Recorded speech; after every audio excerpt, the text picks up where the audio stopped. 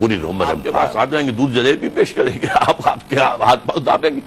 تو یہاں کیا شرط؟ ابو بکر اور عمر اور عثمان اور حمزہ یہ تو ادھر کھڑے ہوئے رضی نہ اللہ. صادق رہے ہیں نہ امیر رہے ہیں، اس کی بجائے جھوٹے اور منافق ہو گئے ہیں اور خائن ہو گئے ہیں. جو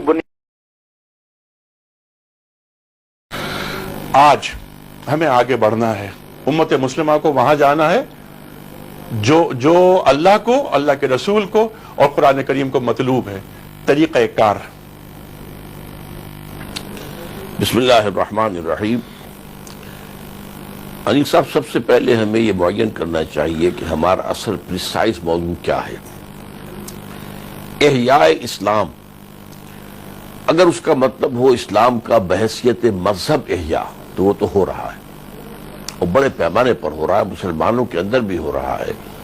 اب جس قدر آپ کو مسجدیں آباد نظر آتی ہیں اور جتنے اعلیٰ تعلیم یافتہ لوگ اور نوجوان بھی بڑی تعداد میں مسجدوں میں نظر آ رہے ہیں، حج اور عمرے کا جو آمد و رفع کا معاملہ ہے، یہ سب دیکھیے. آج کل اعتکاف کا جو شوق اور ذوق ہے اس کو دیکھیے. اور مزید یہ کہ آج دنیا بھر میں مانا جا رہا ہے کہ اسلام از دی فاسٹسٹ گروئنگ ریلیجن، مغرب میں بھی پھیل رہا ہے، لیکن بحیثیت مذہب. ہمارا اصل موضوع ہے اسلام کا احیاء بحیثیت دین، اور اس میں مراد کیا ہے؟ اسلام ایک پولیٹیکو سوشو اکنامک سسٹم کی حیثیت سے. یہ وہ چیز ہے کہ جو اصل میں جس کو دنیا میں ہم عام اصطلاح میں ریولوشن کہتے ہیں، انقلاب، جس کے لیے رسول آئے تھے. یہ آئے اس لیے کہ مذہبی تبدیلی کو کبھی انقلاب نہیں کہا گیا. تاریخ انسانی میں سب سے بڑی مذہبی تبدیلی 4 صدی عیسوی کے اندر ہوئی تھی، جب رومن امپائر یک لخت جو ہے وہ عیسائی ہو گئی، پوری کی پوری رومن امپائر. لیکن آج تک کسی نے اسے ریولوشن کے نام سے تعبیر نہیں کیا. ریولوشن یا فرینچ ریولوشن تھا جس میں سیاسی نظام بدلا، یا بولشوک ریولوشن تھا جس میں معاشی نظام بدلا. ٹھیک ہے. تو حضور صلی اللہ علیہ وسلم کا انقلاب جو ہے وہ موسٹ پروفاؤنڈ تھا، اس میں سارے ایسپیکٹس موجود تھے. ڈاکٹر صاحب، آپ کی بات کٹ گئی تھی، دین اور مذہب. ہمارا دین ہے، اسلام مذہب نہیں. یہاں بات جی میں یہ عرض کر رہا تھا کہ اسلام کا احیاء بطور دین is nothing short of a revolution. اور میں بتا رہا تھا کہ دنیا کے جتنے دوسرے بڑے ریولوشن ہیں وہ جزوی تھے. موسٹ پروفاؤنڈ اور ہمہ جہت ریولوشن وہ تھا جو محمد عربی صلی اللہ علیہ وسلم نے برپا کیا، اور یہ دنیا مانتی ہے، دشمن مانتے ہیں. اس کی گواہی ڈاکٹر مائیکل ہارٹ نے دے دی دی 100 نامی تصنیف میں، مین رائے نے دی تھی بہت عرصہ پہلے. بہرحال دوسرا جو یونیک جو معاملہ ہے اس انقلاب محمدی علیہ صاحب الصلوۃ والسلام کا، کہ یہ ایک ہیومن لائف سپین میں مکمل ہوا ہے. ایک فرد واحد دعوت دینے کے لیے کھڑا ہوا ہے صلی اللہ علیہ وسلم، اور وہ اسٹریٹ پریچر بھی تھا، مکہ مکرمہ کے اندر دعوت دے رہا تھا، تبلیغ کر رہا تھا، اور وہی پھر مدینے کے دور میں آ کر وہی سپہ سالار بھی ہے، اور وہی صدر مملکت بھی کہہ دیجئے، ہیڈ آف دی اسٹیٹ بھی ہے. اس اعتبار سے اگر کوئی شخص سمجھنا چاہے دیانتاً کہ ریولوشنری پروسیس کہتے کسی نے، تو اس کی سورس صرف اور صرف سیرت محمدی ہے صلی اللہ علیہ وسلم. اب میں نے وہاں سے جو کچھ اخذ کیا ہے، میں نے 6 سٹیپس ہے ریولوشنری پروسیس کے کہ جو اخذ کیے ہیں حضور کی سیرت سے، لیکن میں اس وقت ان کو تقسیم کر رہا ہوں 2 میں. ایک مرحلہ ہے ایک انقلابی جماعت کی تشکیل اور تنظیم. دوسرا مرحلہ ہے پھر اس انقلابی جماعت کا اس موجودہ نظام کو اور اس کی جو بالا تر طبقات اس میں ہوں اور جو بھی اس کے اندر برسر اقتدار لوگ ان سے ٹکراؤ، تصادم. جہاں تک پہلا مرحلہ ہے وہ ہمیں مکہ مکرمہ میں اس کے سیلین فیچرز نظر آتے ہیں. نمبر 1، ظاہر بات ہے کہ پہلا کام یہ ہے کہ جو انقلابی فلسفہ ہے اس کو ذہنوں میں راسخ کیا جائے. اسلام کا انقلابی فلسفہ ایمان ہے. اس ایمان کے 2 ایسپیکٹس ہیں. ایک ہے اس میں یقین کی گہرائی، یقین اللہ کی ہستی پر، اللہ کی صفات پر، قیامت پر اور روز جزا پر، حساب کتاب پر، رسالت پر، نبوت پر، قرآن پر. یقین، صرف عقیدہ نہیں. نمبر 2، اس کے ایک انٹلیکچوئل ڈائمنشن ہے، اس میں ایک وسعت ہے فکری اور نظری. خاص طور پر ایمان باللہ کا جو پہلو ہے کہ اس کا کیا تعلق ہے سیاست کے ساتھ، وہ یہ ہے حاکم صرف اللہ ہے. ان الحکم الا للہ، سروری زیبا فقط اس ذات بے ہمتا کو ہے، حکمراں ہے ایک وہی باقی بتانے آزری. انسان سب کے سب اللہ کے بندے ہیں، کسی کو کسی دوسرے پر برتری حاصل نہیں ہے، سب کے سب برابر ہو کر اللہ کے بندے بن جائے، حاکم صرف وہ ہے. اور شریعت دینے والا اللہ اور اس کا رسول صلی اللہ علیہ وسلم. پہلی بات یہ. دوسری بات یہ کہ جیسے حاکمیت صرف اللہ کی ہے، ملکیت مطلقہ بھی اللہ کی ہے. جیسے کہ حاکمیت کی بجائے انسان کے لیے خلافت ہے، اسی طرح ملکیت کی بجائے انسان کے لیے جو ہے وہ امانت ہے. این امانت چند روزہ نزد ماست، در حقیقت مالک ہر شے خداست. اور اس کی پھر اکویٹیبل ڈسٹریبیوشن جو ہے وہ پھر اسلامی نظام کے ذریعے سے دولت کی ہوتی ہے. تیسری مساوات انسانی. پیدائشی طور پر سب اللہ کے بندے، سب اللہ کی مخلوق، سب آپس میں برابر ہیں، ایک ہی انسانی جوڑے کی نسل سے ہیں، لہذا ان میں کوئی اونچ نیچ نہیں ہے. کسی گورے کو کالے پر، کسی کالے کو گورے پر، کسی عرب کو اجمی پر، کسی اجمی کو عرب پر کوئی فضیلت حاصل نہیں. بس کسوٹی ہے تو تقویٰ. اچھا، ان اصولوں کے اوپر ایک ذہن تیار کرنا اور یقین والا، یہ پہلا مرحلہ تھا جو حضور نے کیا ہے صلی اللہ علیہ وسلم. دوسرا مرحلہ، جن لوگوں میں واقعی یہ یقین پیدا ہو گیا ہو انہیں منظم کر کے ایک جماعت بنانا. اچھا، اس وقت اس کا ٹیسٹ کیا تھا کہ واقعی یقین پیدا ہو گیا؟ اس وقت یہ تھے کہ کافرانہ مشرکانہ ماحول میں جیسے ہی کوئی شخص کہتا تھا لا الہ الا اللہ محمد رسول اللہ، اسے مار پڑنی شروع ہو جاتی تھی. تکالیف آ رہی ہے، مصائب آ رہی ہے، پرسیکیوشن ہو رہی ہے، ٹارچر ہو رہا ہے. مختلف طبقات کے ساتھ مختلف معاملہ تھا. سب سے زیادہ غلام پس رہے تھے، نوجوان پس رہے تھے، اور بچا ہوا کوئی بھی نہیں تھا. تو جو اس میں ثابت قدم رہ گیا گویا کہ اس کا ایمان، اس کا یقیناً اس نے ٹیسٹ پاس کر دیا. آج کے دور میں اگر ہمیں وہی کام کرنا ہے، ظاہر بات ہے آج کلمہ لا الہ الا اللہ محمد رسول اللہ کہنے پر تو کوئی مار نہیں پڑتی، بلکہ اگر آپ کوئی لمبی سی 1000 دانے کی تصویر لے کر چوک میں بیٹھ جائے اور نعرے لگانے شروع کر دیں لا الہ الا اللہ کے، تو لوگ تو آپ کے پاس آ جائیں گے، دودھ جلیبی پیش کریں گے، آپ کے ہاتھ پاؤں دابیں گے. تو یہاں کیا شرط ہے؟ شریعت پر عمل. اس وقت شریعت نہیں تھی، اس وقت تو کوئی شے حرام نہیں تھی، نہ سود حرام تھا، نہ شراب حرام تھی، نہ یہ نماز کا بھی 5 وقتہ نظام میں نہیں آیا تھا، یہ ساری چیزیں نہیں تھی. آج شریعت ہے. آج جب تک کہ جس شریعت کے جتنے حصے پر عمل کیا جا سکتا ہے، ٹھیک ہے، اگر نہیں کر رہا ہے کوئی شخص تو پھر وہ اس ایمان سے خالی ہے، اس ایمان سے خالی ہے. ڈاکٹر صاحب، جہاں آپ کی بات کٹی تھی، آپ نے یہ فرمایا تھا کہ ہمارے دلوں میں ایمان تو ہے، لیکن وہ ایمان نہیں جو اللہ اور اللہ کے رسول صلی اللہ علیہ وآلہ وسلم کو مطلوب ہے. آپ کی بات جاری رہے گی. میں نے عرض کیا تھا کہ وہ ایمان جس کی گہرائی بھی ہو، یقین، اور جس میں ایک فکری وسعت بھی ہو، جس سے کہ خاص طور پر انسانی زندگی کے جو اجتماعی پہلو ہیں، سیاسی، معاشی اور معاشرتی، ان پر جو روشنی پڑتی ہے، اس کا بھی شعور ہو. ٹھیک ہے، مطلب ہماری اگلا زندگی مرحلہ جو ہے جی وہ ہے تنظیم کا. اور ظاہر بات ہے کہ یہ تنظیم کو ڈھیلی ڈھالی نہیں ہو سکتی، اس لیے کہ انقلاب برپا کرنا ہے. اور ظاہر بات ہے وہ جو بھی ایگزسٹنگ سسٹم ہے اس میں جو برسر اقتدار طبقات ہیں، ان کے مفادات ہیں، ان کے ویسٹڈ انٹرسٹ ہیں، پریولیج کلاسز ہیں، یہ وہ طبقات ہیں they are bound to resist at any cost. نظام کونا کے پاس بانو، یہ معرض انقلاب میں ہے. Gird up your loins and come and face them. تو یہ ظاہر بات ہے کہ جو تصادم ہونا ہے تو وہ کوئی جو ہے ہجوم نہیں کر سکتا اس کو. اس کے لیے ایک منظم جماعت جس کا ڈسپلن فوج کی طرح کا ہونا چاہیے. جیسے فوج کے لیے یہ آپ کہتے ہیں محاورے کی زبان میں لسن اینڈ اوبے، بائیں نہیں، یہ قرآن اور حدیث کی اصطلاح ہے. سمع و طاعت، فاسمعوا واطیعوا، لسن اینڈ اوبے. اور اسی کی بیعت حضور نے صلی اللہ علیہ وسلم صحابہ کرام سے لی، جس کا میں اپنی ایک گزشتہ گفتگو میں پورا متن بھی آپ کو سنا چکا ہوں. تو ظاہر بات ہے کہ اس طرح کی منظم جماعت بیعت کی بنیاد کے اوپر قائم کرنا یہ دوسرا مرحلہ ہے. تیسرا مرحلہ تزکیے کا ہے. تزکیے سے مراد اصل میں کیا ہے؟ یہ نہیں ہے کہ کوئی روحانی کیفیات وارد ہو جائیں اور مکاشفات شروع ہو جائیں، یا اس سے جو ہے وہ ایسی چیزیں ظاہر ہونے لگ جائیں، خرق عادت جو ہیں، کرامات کا ظہور ہو جائے. نہیں، بلکہ انسان کی انٹینشن میں، اس کی نیت میں، اس کے مقصد میں سوائے اللہ کی رضا اور آخرت کی فلاح کے اور کوئی شے شامل نہ رہ جائے. الحب للہ والبغض للہ. جی. اور یہ کہ مقصود نہ دنیاوی دولت، نہ مال غنیمت. شہادت ہے مطلوب و مقصود مومن، نہ مال غنیمت، نہ کشور کشائی. یہ نیت کی پاکیزگی جس کا کہ انتہائی مثال حضرت علی رضی اللہ تعالیٰ عنہ کے ایک واقعے میں آتی ہے.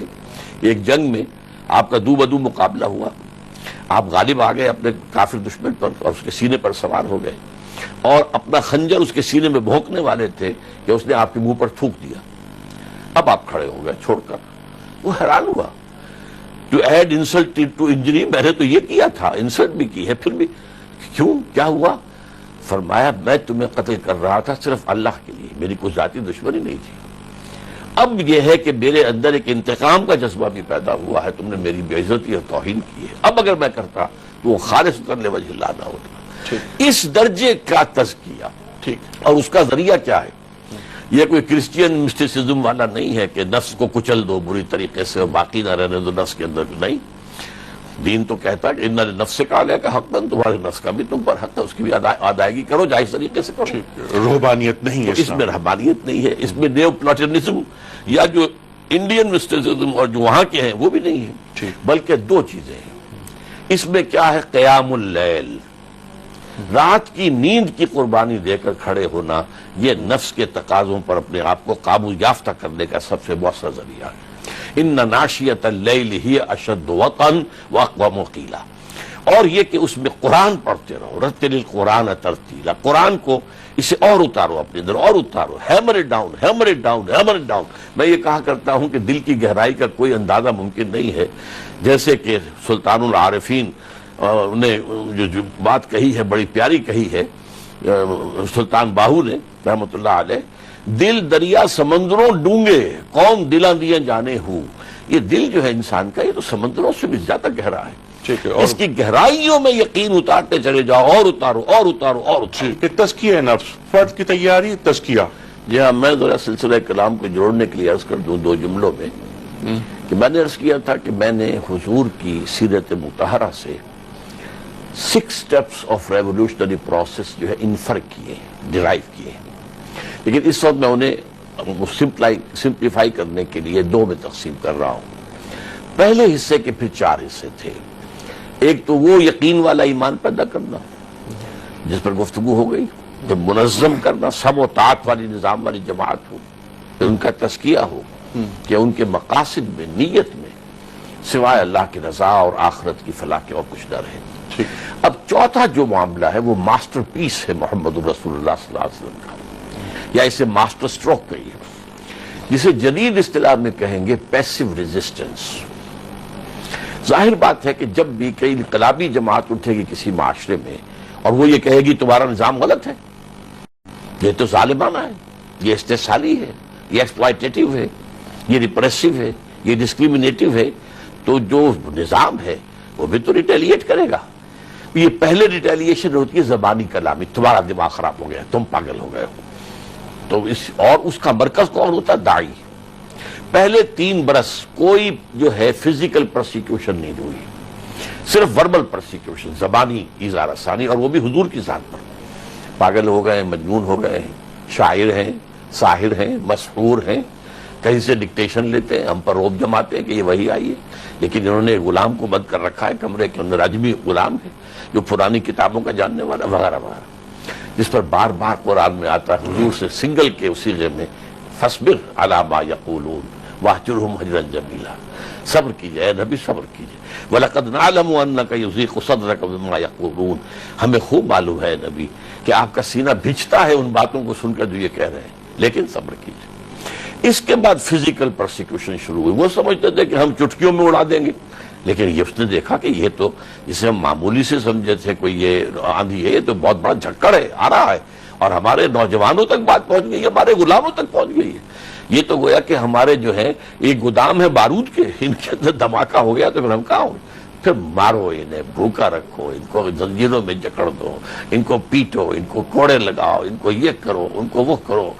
یہ پرسیکیوشن جو ہے اس میں 12 long years the order of the day was of the Prophet صلی اللہ علیہ وسلم take all persecution without any retaliation، سر جھکائے رہے ہیں، کوئی جوابی کارروائی۔ ٹھیک ہے، یہ مکی دور، یہ مکی دور کا، اور اس کا اصل میں جو سب سے بڑا فائدہ ہوا وہ میں آپ کو بتا دوں۔ اگر ظاہر بات ہے کہ ریولوشنریز شروع میں تو ہوتے ہیں مختصر سے، وہ وائلنٹ ہو جائیں گے تو کچل دیے جائیں گے ان نو ٹائم، تو they have to buy time, انہیں وقت چاہیے، اور وہ اسی طریقے سے ہوتا ہے۔ اور اس کے علاوہ آخر جو عام لوگ ہیں وہ بھی انسان ہیں نا، ان میں یہ ہمت تو نہیں ہے کہ ابو جہل کے سامنے آ کر کھڑے ہو کر سینہ تان کر کوئی بات کر سکے، یا عقبہ ابن معیط کے سامنے آ جائے، لیکن جو سائلنٹ میجورٹی ہوتی ہے وہ بھی جو ہے وہ ڈیف تو نہیں ہوتی، جی ڈمب تو ہوتی ہے، ڈیف تو نہیں ہوتی، بلائنڈ تو نہیں ہوتی، اور ڈم بھی مجبوراً ہوتی ہے. مجبوراً ہوتی ہے. اچھا اب وہ جو دیکھتے ہیں یہ بلال کو یہ سزا، اسے رگڑا جا رہا ہے زمین کے اوپر، گردن میں ڈال کر ایک رسی اور چھوکروں کے ہاتھ میں دے دیا کہ رگڑو اور کھینچو اسے گلیوں کے اندر، اور جس سے اس کا جو ہے پھٹ رہا ہے، خون نالا اڑ رہا ہے، اور پھر جا کر جو ہے دھوپ، کڑکتی دھوپ میں اوپر سے سورج آگ برسا رہا ہے، لٹا کر، اور ایک بڑی سی پتھر جو ہے سینے پر رکھا. وائی جی ہاں. اس نے کوئی چوری کر دی تھی؟ کیا کیا تھا؟ اس کے باوجود وہ اشہد ان لا الہ الا اللہ کہہ رہے نہیں، وہ صرف احد، اشہد اللہ بھی کہنے کی ہمت ہی نہیں تھی. احد احد احد احد احد، منہ سے جھاگ نکل رہا ہے، بات کرنے کا یہ امکان نہیں ہے. احد احد. تو میں عرض کر رہا تھا کہ سوچ رہا ہوں کہ اس نے کہیں کوئی چوری کر لی تھی آقا کی، یا کہیں خدا نہ خواستہ آقا کی بیٹی کی عزت پر ہاتھ تو نہیں ڈال دیا تھا. What has he done? بارے میں کچھ نہیں کہہ رہا، صرف یہ کہتا ہے کہ اللہ ایک اور محمد اس کے رسول. اب آپ اس کا اندازہ کیجئے اس کا اثر جنرل پبلک پر کیا ہو رہا ہے. ان کی ہمدردیاں ادھر آ رہی ہیں، اور جو دلوں کو فتح کر لے وہی فاتح زمانہ.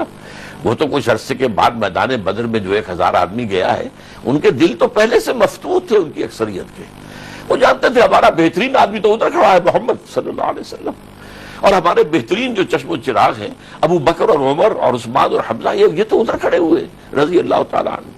لہذا ان کے دل جو ہیں وہ ابو جہل کے ساتھ نہیں تھے، لہذا ان کی چوٹ جو ہے ان کی ضرب کے اندر وہ تاثیر ہو ہی نہیں سکتے تھے. بہرحال یہ جو چوتھا فیز ہے اس کو ملا کر میں اب یہ کہہ رہا ہوں یہ پہلا حصہ مکمل ہوا اس انقلابی پروسیس. ٹھیک ہے، اس سے قبل کہ آپ دوسرے حصے کی طرف جائیں، خلاصہ کلام آپ کی بات سے میں یہ اگر نکالوں کہ مکی زندگی کا مسلمانوں کی زندگی میں مکی زندگی کا ہونا کیا ناگزیر ہے تربیت کے لیے؟ لازم ہے، لازم ہے. وہی تو بنیاد پڑتی ہے، وہی تو بنیاد پڑتی ہے. انسان وہاں بنے ہیں، پھر وہ انسان جو ہے وہ تصادم کے مرحلے میں سامنے آئے ہیں، لیکن پہلا کام تو وہ انسان سازی جی ہے. ہاں بالکل. اور سرکار دو عالم صلی اللہ علیہ وآلہ وسلم کی زندگی کا، حیات طیبہ کا اگر احاطہ اس کے حوالے سے میں دو باتیں آپ سے اور عرض کروں. جی فرمائیے. ایک پازیٹیو ہے، ایک نیگیٹو ہے. ٹوائن بھی نے اس پر فقرہ چست کیا ہے. محمد failed as a prophet but succeeded as a statesman. کہ مکے والا محمد جو ہے چاہے وہ نبی تھا یا نہیں تھا وہ تو نہیں مانتے، لیکن نبیوں والا سا معاملہ نظر آتا ہے. وہی پریچنگ ہو رہی ہے اور وہی جو ہے گالیاں دینے والوں کو دعائیں دی جا رہی ہیں جو حضرت مسیح کرتے تھے، حضرت یحییٰ کرتے تھے، جان دی بیپٹسٹ اینڈ جیسس آف نازرت. تو مکے والا محمد کو لگتا ویسا ہی ہے کچھ، لیکن ناکام ہو گیا وہاں تو ہی ہیڈ ٹو گو اوے. مدینے والا محمد تو کچھ اور ہی تھا، وہ تو اسٹیٹس مین تھا، وہ ہیڈ آف دی اسٹیٹ تھا، وہ سپہ سالار تھا. ہی سکسیڈڈ ایز اے اسٹیٹس مین. البتہ اس کو جو اقبال نے بات کہی ہے، یہ دو شعر اس کے فارسی کے بڑے عجیب ہیں. کہتا ہے اللہ نے مجھ سے کہا گفتند جہان ماں آیا بے تمہیں سازت. اے اقبال میں نے اپنی جس دنیا میں تمہیں بھیجا ہے تمہیں اچھا لگا ہے؟ اچھی ہے. گفتم کے نمی سازت. میں نے کہا نہیں، یہ تو ظلم ہے. یا کسان چکی میں پس رہا ہے اور اس کے بچے کے لیے دوا نہیں ہے، روٹی نہیں ہے، اور جاگیردار عیش کر رہا بیٹھا ہوا اپنے محلات کے اندر. یہاں مزدور کے بچے کے لیے دوا نہیں ہے، لیکن یہ ہے کہ سرمایہ دار عیش کر رہا ہے. وہ تو بلکہ عیش کیا کر رہا ہے، وہ تو جو اقبال کہتا ہے کہ خواجہ از خون رگے مزدور سازد لا لینا. آپ یہ جو شراب پیتا ہے بیٹھ کر شام کو کلب کے اندر، یہ اپنے مزدوروں کے شریانوں سے خون کشید کر کے شراب بنائی ہے اس نے. مجھے پسند نہیں آیا. تو فرمایا اللہ نے برہم تو توڑ دو، توڑ دو. اب توڑو پھوڑو کیا؟ یہ دو مصرے ہیں. ایک مصرے میں پہلی بات آ گئی، با نشہ درویشی در ساز و دمادم زن. پہلے درویشی ہے، دعوت ہے، تبلیغ ہے. ظاہر بات ہے اس میں تو جا کر ہر مبلغ، ہر داعی بیگر ہوتا ہے. دیکھو میں تمہارے سامنے ایک پیغام لے کر آیا ہوں، میرے اس پیغام کو قبول کرو، دیکھو میرے اس کام میں میرے ساتھی بن جاؤ. یہ جو صورت ہے. اور پھر کوئی گالی دے رہا ہے اور آپ دعائیں دے رہے ہیں، کوئی پتھراؤ کر رہا ہے اور آپ جو ہے پھول پیش کر رہے ہیں. یہ درویشی، یہ درویشی دعوت، تبلیغ، تربیت، تزکیہ، تنظیم اور پیسو ریزسٹنس. مار کھا رہے ہیں جو یہ درویشی. با نشہ درویشی در ساز و دمادم زن. کیوں پختہ شوی، جب تیار ہو جاؤ، معتدبے لوگ تمہارے ساتھ آ گئے اور وہ من دھن لگانے کے لیے آمادہ ہیں، جانیں قربان کرنے کو تیار ہیں، ڈسپلن کے خوگر ہو گئے ہیں، لسن اینڈ اوبے کی عادت ہو چکی ہے، سب اطاعت کے خوگر ہو چکے ہیں. اب آؤ اور ٹکرا جاؤ. چون پختہ شوی خدرا بر سلطنت جم زد. یہ مرحلہ جو ہے پھر مدینے میں آیا ہے. اس پر اس کے بعد انشاءاللہ تفصیل سے گفتگو ہوگی. مدنی زندگی پہ ہم بات کریں گے. ڈاکٹر صاحب 3 باتیں حیات مبارکہ سے نکل کر آ رہی ہیں آپ کی گفتگو کے نتیجے میں. تلاش حق، اعلان حق، اور اس کے بعد نفاذ حق. دوسری چیز یہ کہ حق کی اشاعت شمشیر کی حمایت کے بغیر نہیں ہوتی. ابھی اس گفتگو میں ہم ابھی آئے نہیں. یعنی ٹکرانے کی بات جو آپ نے کی، ٹکرانے کی بات، یعنی اب یہ کہ ستیزہ کار رہا ہے ازل سے تا امروز، چراغ مصطفی سے شرار بولا بھی. ایک کال لے لیتے ہیں. جی السلام علیکم. السلام علیکم. شاید کال ڈراپ. انیک صاحب السلام علیکم. لاہور سے کرنل عابد ہوں. ہم آپ کے مشکور ہیں جناب، بہت شکریہ. آپ خوبصورت عالموں کو بلا کے ہماری علم کے لیے ہمیں روشنی عطا کرتے رہتے ہیں. آپ کا بہت شکریہ. میں کل سے سن رہا ہوں یہ جو زوال کی وجہ ہے انفرادی اور اجتماعی طور پہ، چونکہ ہم نہ صادق رہے ہیں نہ امیر رہے ہیں، اس کی بجائے جھوٹے اور منافق ہو گئے ہیں اور خائن ہو گئے ہیں، جو بنیاد ہوتی ہے جہاں آسلم نے ڈیمونسٹریشن دی تھی. اور دوسرے جو میں ڈاکٹر اسرار صاحب بھی جس طرح دیکھتے ہیں اس طرح میں بھی دیکھ رہا ہوں، موجودہ ملت اسلام میں مجھے کوئی ملک نظر نہیں آتا کہ جو کہ اسلام کی پریکٹیکل ڈیمونسٹریشن دے سکے. تو کیا یہ ممکن ہے کہ جن کو آج ہم کافر کہتے ہیں، چائنا ہے، جاپان ہے، امریکہ ہے، جرمنی ہے، ان میں سے وہ صرف کلمہ پڑھ کے مسلمان ہو جائیں اور اللہ تعالیٰ کے دین اسلام کو نافذ کریں؟ کیا ہم ہی ٹھیکیدار ہیں کہ ہم نہیں کرنا، کوئی اور نہیں کر سکے گا؟ بہت اچھا سوال آپ کا عابد صاحب. وہی بات جو کل آپ فرما رہے تھے، ہے آیا یورش تاتار کے افسانے سے پاسباں مل گئے کعبے کو صنم خانے سے. مجھے آپ کی بات سے پورا اتفاق ہے. عین ممکن ہے. اس کے لیے بھی ہمیں توقع کرنی چاہیے کہ مسلمانوں ہی کے اندر نشرت ثانیہ، نشرت ثالثہ ہو جائے اور اسلام کی نشرت ثانیہ ہو جائے، کیونکہ اس کی مثال بھی موجود ہے. یہودیوں پر بھی پہلا زوال آنے کے بعد پھر دوبارہ ان کو عروج جو حاصل ہوا اسی نسل میں ہوا ہے. وہ باہر سے کوئی نئی قوم نہیں آئی تھی. ہمارے ہاں البتہ یہ ہوا ہے کہ پہلے عربوں کی زیر قیادت تھا اور پھر ترکوں کی زیر قیادت آئی. جو آپ نے شعر پڑھا ہے آیا شورش یورش تاتار کے افسانے سے پاسباں مل گئے کعبے کو صنم خانے سے. تو اب بھی عین ممکن ہے کہ اللہ تعالیٰ کسی نئی قوم کو اس کی توفیق دے دے، جھنڈا اس کو. اور ڈاکٹر صاحب یہ کالر کے سوال کو آگے بڑھاتے ہوئے ایک ضمنی سوال کہ کیا ہم مغرب سے کی توقع رکھ سکتے ہیں؟ پہلی بات تو یہ کہ مشرق کا ذہن تھک چکا ہے. محسوس یہ ہوتا ہے مغرب جو چاہتا ہے اسے قبول بھی کرتا ہے، اس کا نفاذ بھی کرتا ہے، جو ہم نفاذ کی بات کرتے ہیں.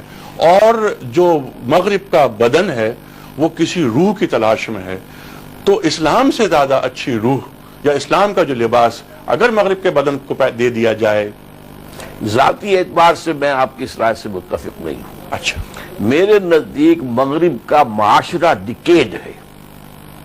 یہ ٹیکنالوجی کے بل پر کھڑا ہوا ہے. اس کی اصل جو تہذیبی چیزیں ہیں وہ ختم ہو چکی ہیں. اور مشرق کے اندر ابھی نیسنٹ پوٹینشل ایسی قومیں موجود ہیں کہ جن کے اندر وہ جو ابتدائی ایک جوش اور جذبہ ہوتا ہے وہ، لیکن بہرحال یہ سب اللہ کے بندے ہیں اور اللہ ان میں سے کس کو چن لے، کن کو پسند کر لے، یہ اس کا چوائس ہے.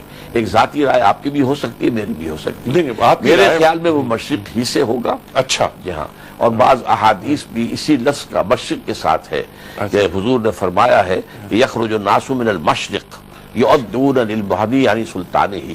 جب حضرت مہدی کا ظہور ہوگا عرب میں تو مشرق سے فوجیں آئیں گی جو ان کی مدد کریں گی اور ان کی حکومت کو جمائیں گی. بہرحال اب ہمیں آگے بڑھنا ہے کہ وہ جو میں نے کہا تھا 2 حصے ہیں، جن کا دوسرا حصہ پھر اقبال کے مصرے میں جو پختہ شوی خدرا بر سلطنت جم زن، یہ دوسرا حصہ سیرت النبی میں ہمیں نظر آتا ہے. 2 طرفہ جنگ. 2 طرفہ جنگ سے مراد کیا ہے؟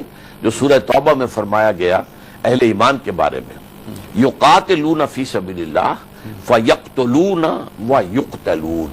ٹھیک ہے، وہ اللہ کی راہ میں جنگ کرتے ہیں، قتل کرتے بھی ہیں اور قتل ہوتے بھی. آپ نے یہ بات فرمائی کہ جب تک تزکیہ نہ ہو، کردار سازی نہ ہو، وہ شخصیت جو کسی انقلاب کی دائی نہ بن جائے اور پھر وہ ٹکرانے کا مصمم ارادہ نہ کر لے.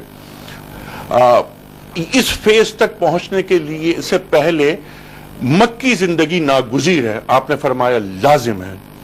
ہمارے زوال کا اسباب اور ہماری دینی جماعتوں کا دینی تحریکوں کی اب تک ناکامی کے اسباب میں سے ایک سبب یہ ہے کہ ان تنظیموں نے، ان تحریکوں نے فرد کو تیار نہیں کیا. جو رسول کریم صلی اللہ علیہ وآلہ وسلم کی میتھڈولوجی آپ نے فرمایا، سرکار دو عالم صلی اللہ علیہ وآلہ وسلم فرد کا تزکیہ، معاشرے کا تزکیہ اور پھر وہ ریاست جو مدنی زندگی، اس کا تزکیہ کس انداز سے فرماتے تھے؟ اس تزکیے کے دو اصول تو میں آپ کے سامنے رکھ چکا ہوں کہ جو آغاز سے تھے، اول روز سے. رات کا قیام، یا ایھا المزمل، یہاں حکم جو ہے صرف حضور کے لیے نہیں ہے. یہ یا ایھا المزمل قم اللیل الا قلیلا نصفہ او انقص منہ قلیلا او زد علیہ ورتل القرآن ترتیلا.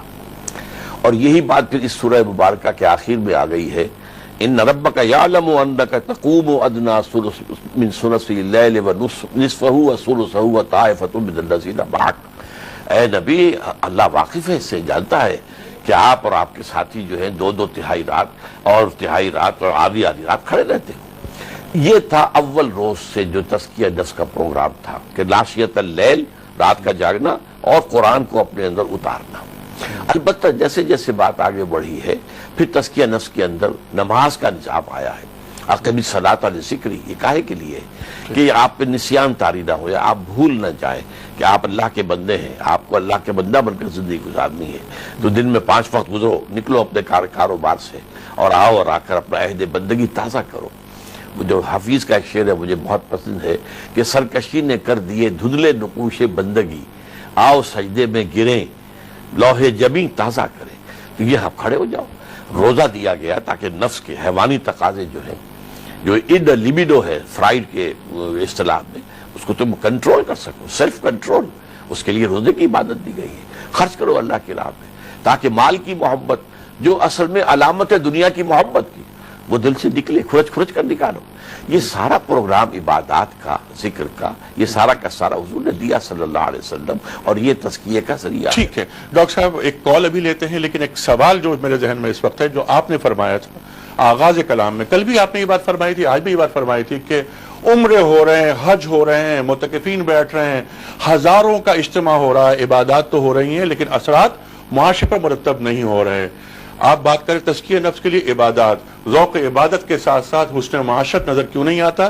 اس پر گفتگو کریں گے. ابھی سوال لے لیتے ہیں. السلام علیکم.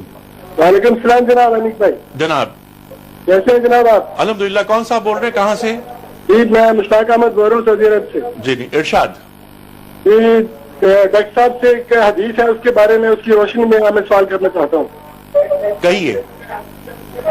جی ڈاکٹر صاحب السلام علیکم. وعلیکم السلام ورحمۃ اللہ.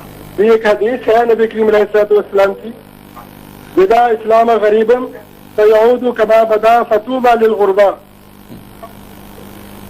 قیل لمن الغرباء یا رسول اللہ؟ قال رسول اللہ صلی اللہ علیہ وآلہ وسلم الذین یصلحون من بعد من سنتی. ٹھیک. تو میرا سوال اس حدیث کے بارے میں یہ ہے کہ اس حدیث کی روشنی میں اس وقت پاکستان کے اندر یا پوری دنیا میں کسی بھی مسلمان ممالک میں کوئی ایسی جماعت موجود ہے یا نہیں؟ ٹھیک، آپ کا بہت شکریہ. جی ڈاکٹر صاحب. دیکھیے، پہلی بات تو میں نے بھی عرض کی تھی شروع میں ہی کہ اسلام کا زوال بہت جلدی شروع ہو گیا تھا. تو اس حدیث سے 90 سیعود کہا گیا ہے، اور سین جو ہے وہ مستقبل قریب کے لیے آتا ہے. تو میں نے عرض کیا ہے کئی مرتبہ اس گفتگو کے دوران کہ مسلمانوں کا عروج تو بہت عرصے تک جاری رہا، لیکن اسلام کا زوال خلافت راشدہ کے خاتمے کے ساتھ ہی شروع ہو گیا تھا. بہرحال ہم جماعتوں کے بارے میں یہاں گفتگو نہیں کر سکتے. یہ ضرور ہے کہ حدیث میں حضور نے فرمایا ہے کہ ایک جماعت ہمیشہ ہر دور میں حق پر قائم رہے گی.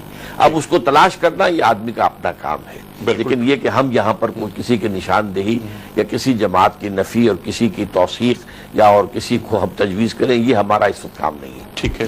دیکھیے، جو بات آپ نے کہی تھی وہ اصل میں میرے اس بیان کے اعتبار سے اس کا جواب آ چکا ہے.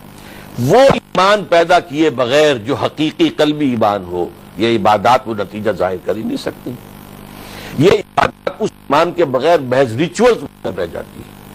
رہ گئی رسم ازاں، روح بلالی نہ رہی، فلسفہ رہ گیا تلقین غزالی نہ رہی. ریچولز ہے. اس لیے کہ وہ ایمان پہلے پیدا ہو پھر یہ عبادات ہو. تو یہی وجہ ہے کہ عبادات بھی فوری طور پر نہیں آئی ہیں.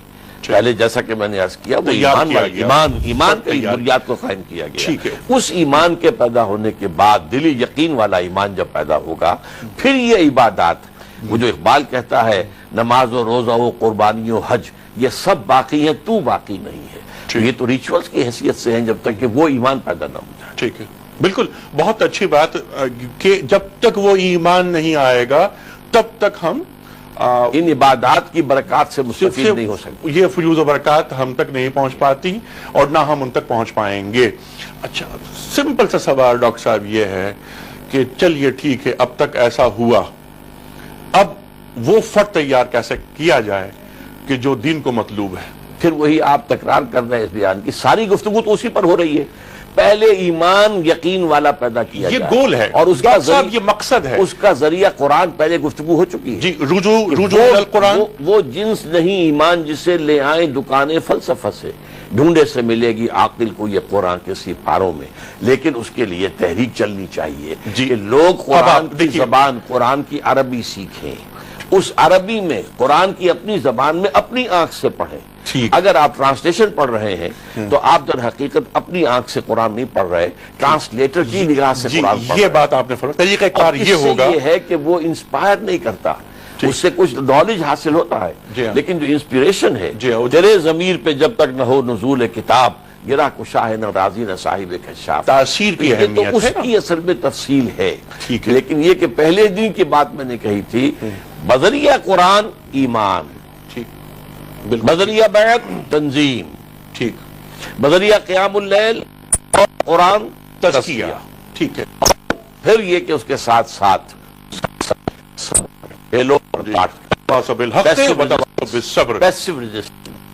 کوئی جوابی کارروائی. بالکل ٹھیک ہے. اور اللہ اپنی تمام تر ایکٹیویٹیز کا مرکز و منبع خوشنودی ہے رب. اِنَّ صَلَاتِي وَنُسُكِي وَمَحْيَايَ مقصود بالکل، یعنی اللہ بس باقی ہوس. اچھا اب سوال یہ جیسے آپ نے فرمایا کہ قرآن کریم سے رجوع، عربی سیکھیں آپ نے فرمایا. رسول کریم صلی اللہ علیہ وآلہ وسلم جب تزکیہ کرتے، میرا سوال آپ سے یہ تھا، تزکیہ کرتے ہیں افراد کا، کیا وہ یہ وہاں پر یہ آپ نے فرمایا کہ پہلے تم عربی سیکھو، پہلے تم قرآن کریم سے قریب اس انداز سے ہو؟ سوال یہ پیدا ہوتا ہے کہ ایک چند شخصیتیں ہوتی ہیں جن کو دیکھ کر لوگ ویسا بننا چاہتے ہیں، چلتے پھرتے کردار پیدا ہوتے ہیں. میرا اشارہ اس جانب تھا کہ وہ کردار کیسے پیدا ہوں گے. اور پچھلے 100 برس میں میری بات سنیے، وہ شخصیتیں کہاں سے آتی ہیں؟ جب بات پہلی آپ کر رہے ہیں، جب میں نے عرض کیا کہ پہلا حکم بھی قرآن کا ہے، پڑھو قرآن، رات کو کھڑے رہو اور پڑھتے رہو پڑھتے رہو پڑھتے رہو پڑھتے رہو. اور قرآن عربی سیکھنے کا تو سوال ہی وہاں نہیں تھا، ان کی اپنی زبان تھی. از دل خیزت بر دل ریست، حضور کی زبان مبارک سے یتلو علیہم آیاتیں یتلو علیہم آیاتیں یتلو علیہم آیاتیں. حضور کی زبان مبارک سے یہ بات رہے گی جاری. اس وقت ہمیں جانے بریک کے جانے، پھر ہم جوڑیں. بریک سے قبل ہم بات کر رہے تھے وہ فرد کی تیاری کی، یتلو علیہم آیاتہ ویزکیہم ویعلمہ الکتاب والحکمہ کے تعلق سے بات ہو رہی تھی. اچھا تو کردار سازی کی بات کہ کردار کیسے بن کر سامنے آتا ہے. یتلو علیہم آیاتہ کے بعد ویزکیہم کی بات ہو گئی. کتاب اور علم اور حکمت کی جو بات ہوتی ہے اس پر گفتگو آپ نے نہیں فرمائی. میں چاہتا ہوں ذرا سی گفتگو آپ اس پہ فرما دیں، پھر ہم مدنی دور پہ چلتے ہیں. یہ ایک بہت اہم نقطہ ہے جس کی طرف آپ نے توجہ دلائی ہے. یہ مزمور قرآن مجید میں 4 مرتبہ آیا ہے، لیکن چاروں مرتبہ مدنی صورتوں میں آیا ہے. اچھا، یتلو علیہم آیاتیں سب سے پہلے سورہ بقرہ کے یہ 15ویں رکوع کے آخر میں آتا ہے کہ حضرت ابراہیم اور اسماعیل نے دعا کی تھی، اللہ یہاں پہ ہماری جو امت ہوگی، ہماری اولاد ہوگی، اس میں اپنا ایک نبی اٹھائیے. اور کعبے کی دیواروں کو اٹھا رہے ہیں. اذ یرفع ابراہیم القواعد من البیت و اسماعیل، اس وقت بھی دعا کی تھی. پھر اسی سورہ مبارکہ کے 18ویں رکوع کے آخر میں آ گیا، دیکھو وہ تمہارے جد امجد ابراہیم کی دعا کا ظہور یہ محمد کی شکل میں آ گیا صلی اللہ علیہ وسلم. کما ارسلنا فیکم رسولا منکم یتلو علیکم آیاتنا ویزکیکم الی الآخر. پھر سورہ آل عمران میں آیا, پھر سورہ جمعہ میں. یہ ساری چاروں مدنی صورتیں ہیں. اس کے جو پہلے دو کام ہیں وہ مکی دور میں ہوئے ہیں.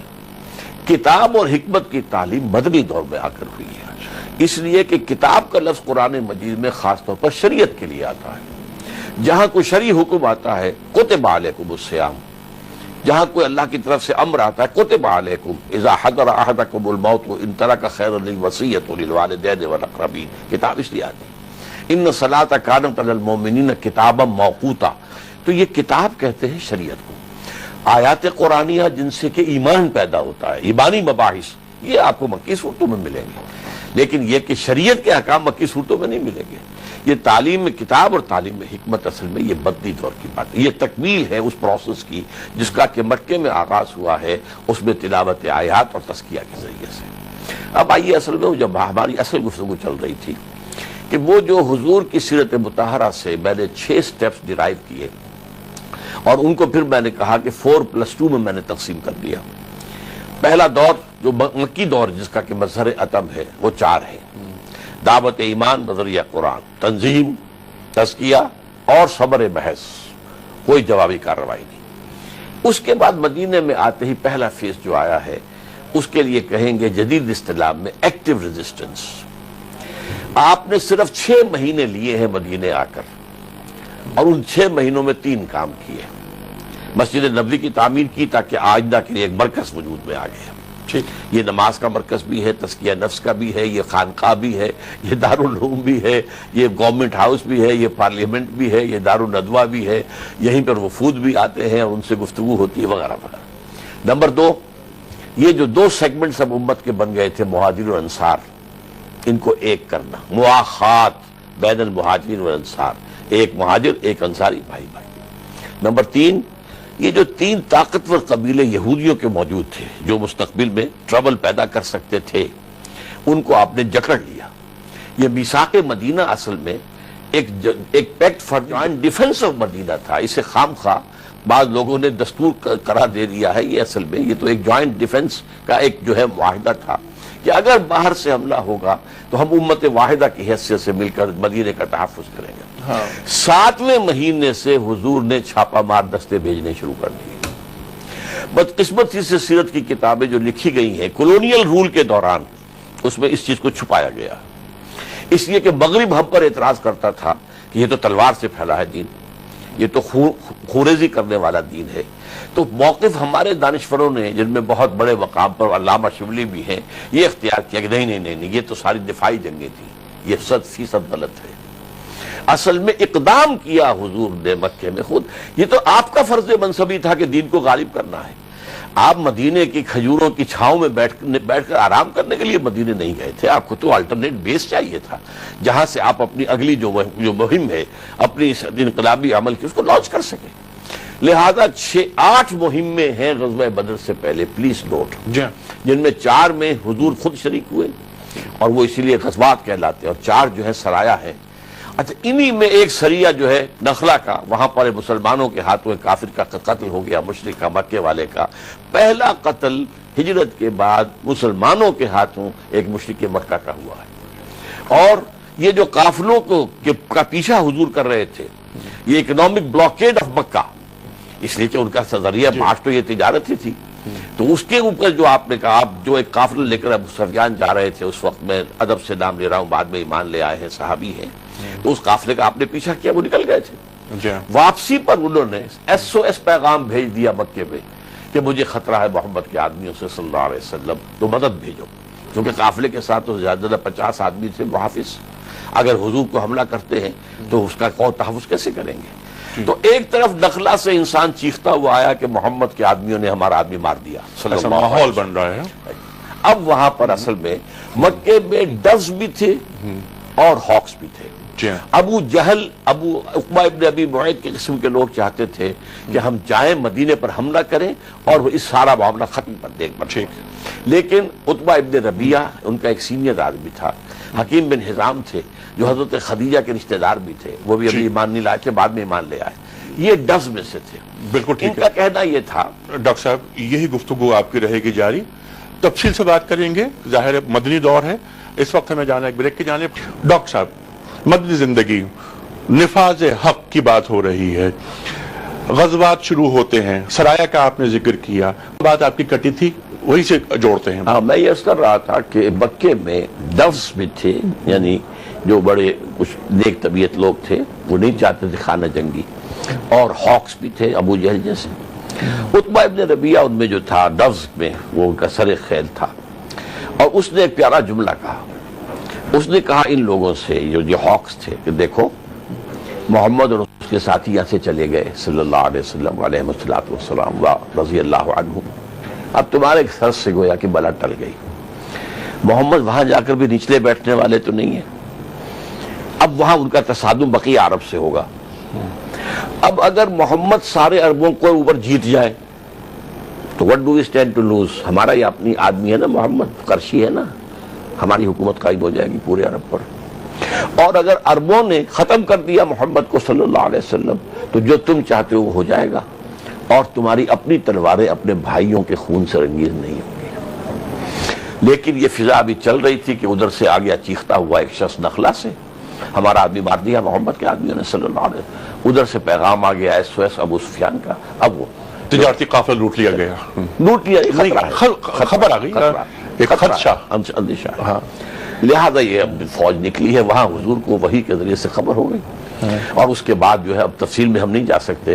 یہ پہلا مارکہ ہوا جسے ابو جہل نے کہا تھا یہ یوم الفرقان ہوگا، پتہ چل جائے گا کون حق پر ہے۔ اسے یقین تھا ہمارا 1000 کا لشکر ہے اور محمد کتنے آدمی لے آئے گا میدان میں صلی اللہ علیہ وسلم، لیکن یہ کہ اللہ نے اسے یوم الفرقان بنا دیا، فرشتوں کی مدد بھی آئی ہے، لیکن بہرحال اس کے بعد حکم ہو گیا، اب یہ final phase of the revolutionary process of Muhammad شروع ہو گیا، آرمڈ کانفلکٹ ود غزوہ بدر۔